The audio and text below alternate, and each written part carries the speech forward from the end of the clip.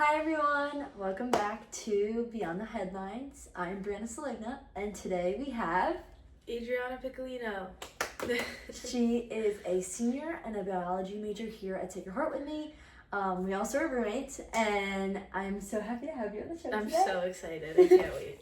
Today we are going to be talking about ChatGPT, AI, how it's been transforming like social media trends, advertisements, school, nutrition plans, just everyday life has changed drastically with AI recently. And I just wanted to like dive into it, especially because we're seniors now. And over the process of the past 4 years, like it's been a different process for everyone. I personally, before ChatGPT became a huge thing, I would use Quillbot, which is an AI generative like paraphrasing tool in some of my like essays that I needed help with when it came to like citations and quoting and stuff like that. So we're just gonna give how like it's been growing in the past 4 years, and yeah. So okay, my first question is, how long have you been using ChatGPT or like AI generative platforms?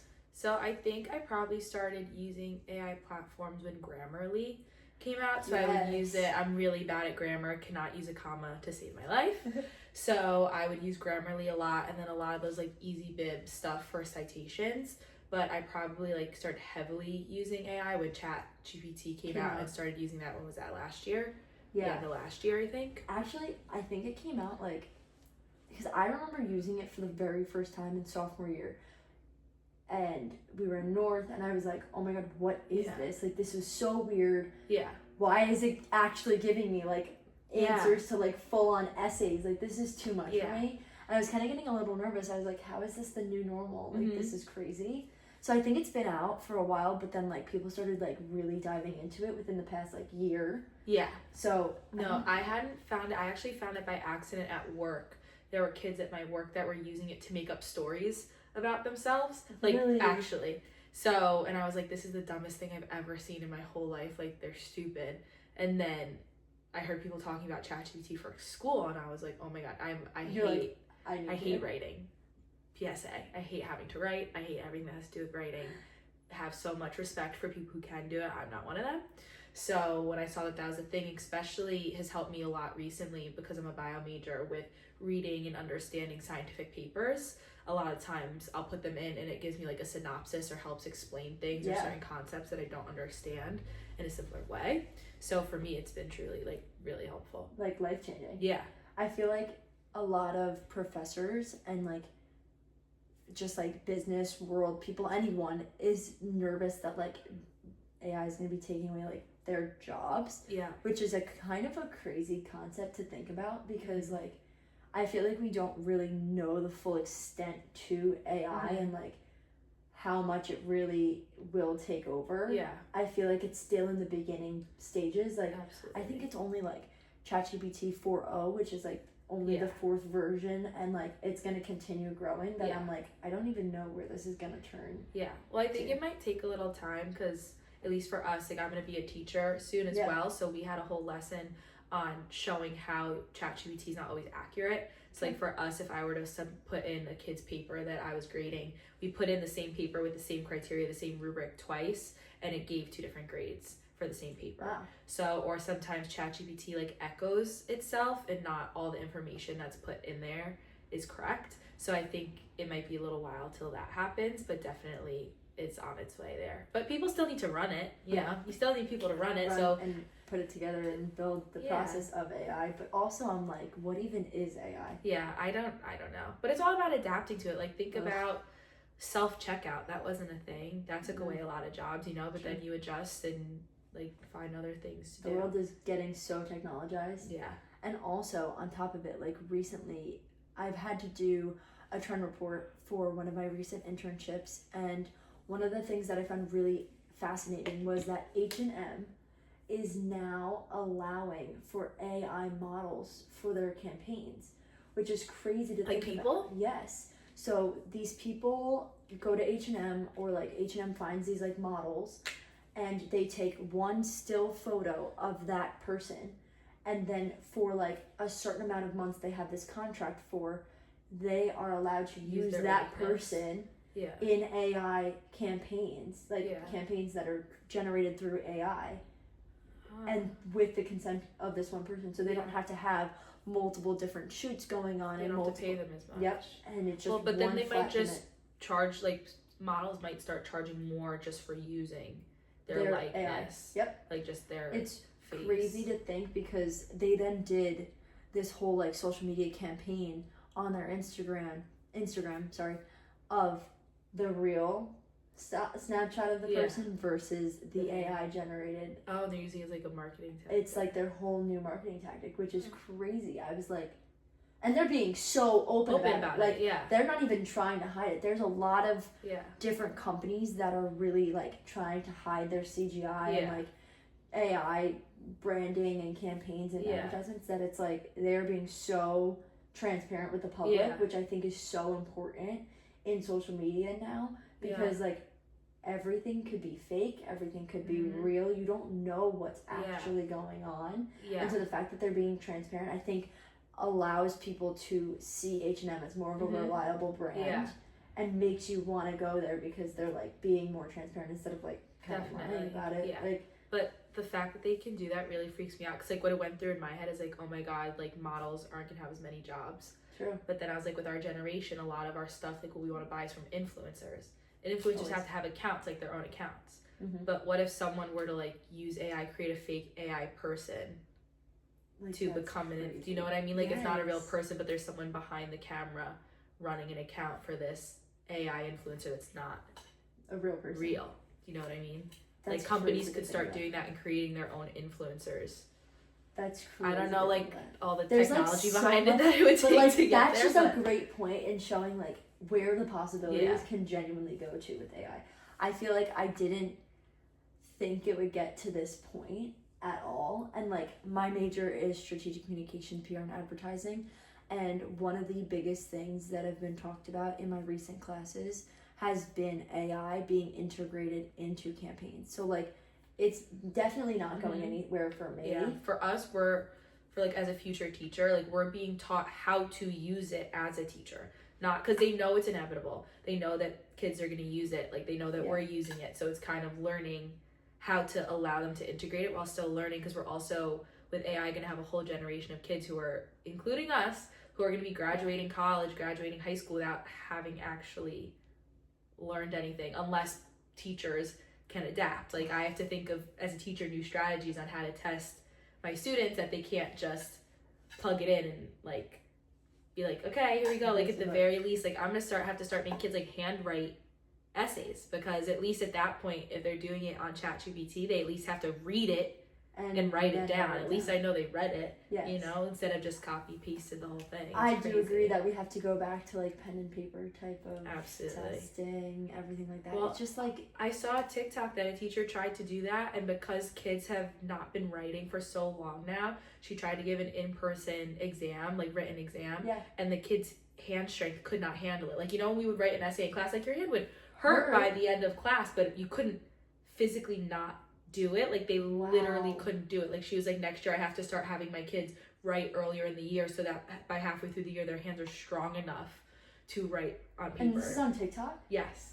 Wow. Yeah, I was a teacher on TikTok. I was like, I would have never even thought about that. We probably can't now at this point. When's the last time you've written an essay? I do write my notes in my notebook. I write my notes on my iPad. I don't like the idea of typing. I don't type quick enough in order for me to get my notes transparent to and it doesn't, for me, it doesn't like sink in unless I write it. But even then it's like a break. Like you're taking notes, you're taking a break. Imagine having to sit down for like a whole class period and physically handwrite an essay. We are in trouble. Yeah. This is what this is telling me. We are in trouble. That's what all my classes have been telling me, basically. It's like, you're going to be a teacher, you're screwed. Figure it out. Yep. Have you seen any advertisements or campaigns recently that have incorporated, like even your favorite beauty brands have been using like CGI, which is where like there's videos that are life-size products literally like bouncing through New York City all the type of time, thing. all the time. And I feel like I'm like, they want to make it so relatable. Like, oh, your favorite moisturizer is walking down the street in New York City, and it's like literally a life-size version of your moisturizer walking in the street, jumping. It's getting a little out of hand. I'm like, oh, okay. Life-size products. Just give me my normal size product and just tell me how to use it. Or just show me that it works. Yep. I get all the marketing gimmicks and whatever, but like, especially I think with our generation and the generations now younger than us are going to be even more equipped, that like we're so used to everything being a scam that it's like even the real stuff, it's hard to trust. Try to differentiate. And it's in your face all the time.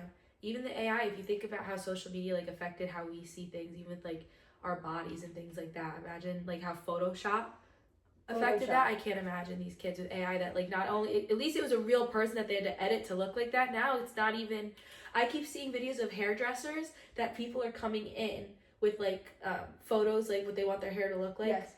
And it's not real people. Like it's AI photos of hair. Like if you look on Pinterest, probably half the pictures that you have saved on there for like hair inspo is not real, or is severely edited or has filters and stuff. So like you can't even. But you're seeing that and you're like, it's beautiful. Yeah, it's beautiful because it's not something that is actually capable of happening. Yeah.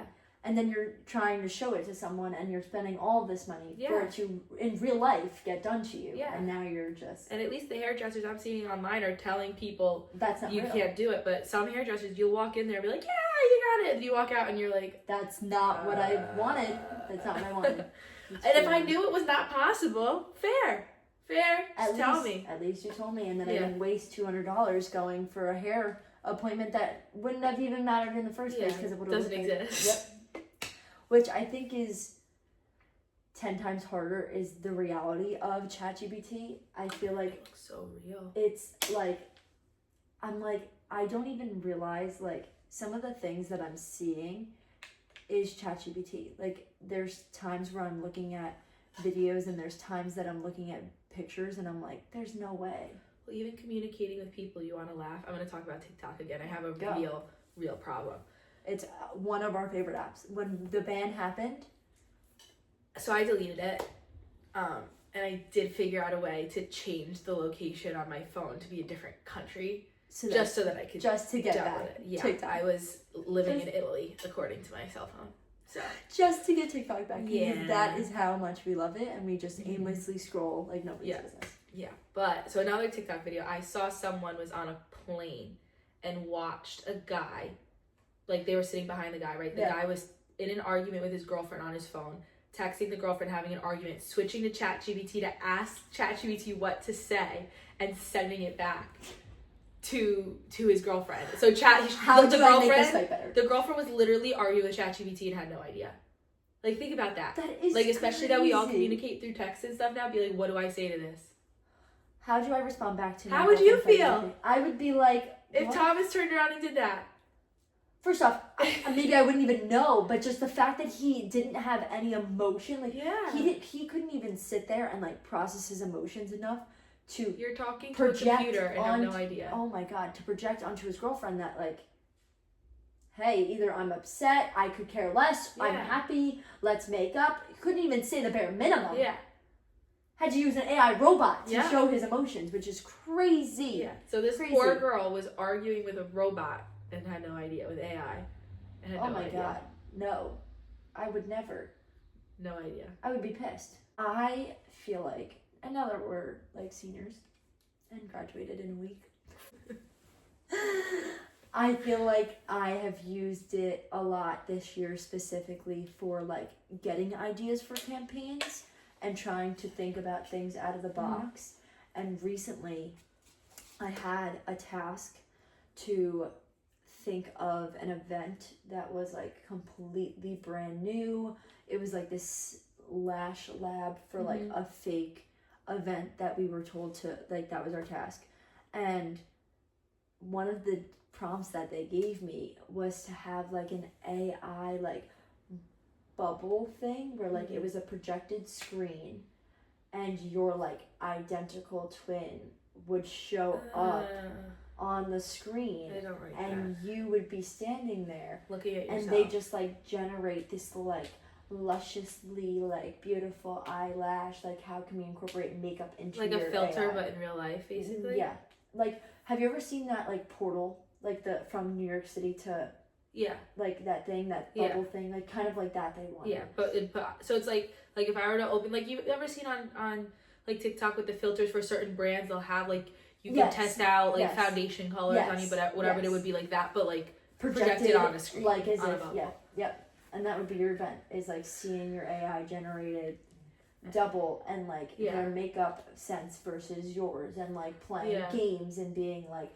oh, I want like extra lashy Brianna, give me her. Like, what? That's that. Like, you're gonna what? I'm just gonna walk up and they're just gonna make a clone of me and it's gonna be a human? Mm-hmm. Bye. No. It freaks me out. It freaks me out. I don't know. I think ChatGPT... And everyone's gonna start sounding the same. Because it's not gonna be any of us actually saying anything. No. It's gonna take away the personalization of everyone. Emotions are not gonna be a thing. Human interaction's not going to be a thing. It's already not. It's starting. But it's sad because not for nothing, ChatGPT's a lot better at things than people are. Yep. Like, I'm not even gonna lie. I get I was getting frustrated with like some medical stuff, and I put in all my symptoms, and I was like, at least it's someone there to listen to me. And I was like, this freaking doctor's not listening to me. At least tell me what's going on. At least explain to me what's going on in simple terms that I can understand. Yep. Like, I get that ChatGPT's not a doctor, okay? I get it. I'm not crazy. But like, you know, it was nice to like say and be able to get everything out, and it's not a real person, but to have someone like not tell me I'm crazy or explain like, yes, this could be connected, no, this probably isn't. Like with medical, like I know, I'm a bio major, so I know the medical stuff. I've taken anatomy, whatever, so I know like what's bullshit and what's true not. And what's not. But so it was crazy to see, like, it was like it made sense with what I've been learning, or even like fitness planner. Like, I put in like, make me a meal plan based off of this diet that I want to do, or I weigh this much and I'm this tall, make me a workout plan and these are my goals, whatever, and it works. Like, it really, like, I've done it, it worked. Wow. It's crazy. That's crazy. The next topic I want to talk about is like when ChatGPT started coming around, I all of a sudden on my Snapchat got my AI. Oh my god, I hate that thing. I hate that thing. Snapchat, it is the creep. And you can't delete it. I don't think anything out of any AI realm that I've been a part of has been creepy in the sense of this. This has been weird, creepy, uncomfortable. Don't like it. So on Snapchat, if you do not have Snapchat, at the top of your friends list is a My AI, and it is an AI robot talking to you. And in the beginning, everyone got so creeped out because if you sent a picture to your AI, it would send a picture back, and it would have a caption. Or like, hi Adriana, hi Brianna, how are you today? Yes, and it's just crazy because like that's kind of a way of how like high schoolers, college students, like we all still communicate through Snapchat with pictures and with videos and with captions and just text message in general, and to then see that and it be a permanent feature. That's cannot remove it. That's what I don't like about it, is it's not a choice. Yeah. ChatGPT, I can open it, I can close it. With the Snapchat one, you could like people, you could unadd people, you could delete people from Snapchat. The My AI, there's no like button or setting that's just like, I don't want this feature. Yes. Which most features you can do that. Yes. And they make you keep this one on there. Also on top of it, like it's not even like it's like on your Snapchat, like somewhere it's scrolled along. It's at the top and it stays at the top. You're not there's no way of removing it from even just your friends list at the top. So I could like for example, today I have two of my friends and people and my sister pinned at the top of my friends list on Snapchat, but by accident I tapped on My AI, and then I just exited out of it because I realized it wasn't who I wanted to send a Snapchat to, and then it typed back to me and said, are you there? Are you there? I didn't even say anything to you. All I did was open the chat. So like weird. It's like that like Terminator shit, right? Isn't Terminator when all the like robots like take over Take and like over or something. yes, some movie like that. Ooh, it's creepy. I don't like. It's like when Siri listens to you when you know you didn't press on it, and Siri's like hello, and you're like. Now let's talk about a little bit. It trends a little bit away from ChatGPT, but like based off of what you just said, like when feeds all of a sudden just pop up advertisements of things that you've been talking about, let's say with your friends, then you go on your phone and your whole Instagram feed is so scary. Advertisements of a purple dress that you want for your formal. And I've never experienced it more than I have now, because I feel like before it was like all things that like would make sense that an algorithm would send to me, even though I was talking about it like okay, it makes sense. Now like we live together, we have our guy friends over all the time, they're talking about things that I would not say or think about in a million years, not for nothing, would never come into my mind, would not be something I would look up on my phone, would not be something I would text to talk to somebody about, like that it's even on, even if it's on a different app, like I would never text anyone about it, and it shows up like things that they were talking about when we were all together, and I'm like, that's how I know that it's listening to me. Like not even that it's like reading my text, what I'm searching, like using that for its algorithm, like it's listening. It's crazy. And I always click like on apps it says like ask not to track or whatever, so yes, and I always do it, but I don't believe them. It doesn't I matter. don't believe it. It still happens. It's crazy. ChatGPT, algorithms, phones listening, Siri, everything like that. And you know, companies can buy the rights to that type of stuff. Like if I sign like a consent form to share my information with Snapchat, right? Other companies can buy my information from Snapchat to use for their algorithms without my consent, without me knowing. It must be in like the fine print of the 10 million page thing that of no the one terms reads. And conditions that everyone just presses agree to. Yeah, but that's insane that like my information just has a price tag on it to just like go to anybody. That's crazy. It is crazy, and it's crazy how fast it's progressing, and it's crazy to see where it's gonna come and how it's gonna build and what it's gonna do to our lives in the future. I feel like it's like anything. Like there's definitely the benefits to it, and I'm not happy it's here, but there's a lot of like ethical questions that go with it, and just learning how to properly navigate it in the best way, I think is what's gonna come most important. Yeah. Okay, we can end it. Okay, right? Good. Yep. Thank you everyone for watching. Please like, share, comment, and subscribe. Thank you, Adriana, for having me. Of course. I had so much fun. Thank you for having me. Yes. Thank you. Bye.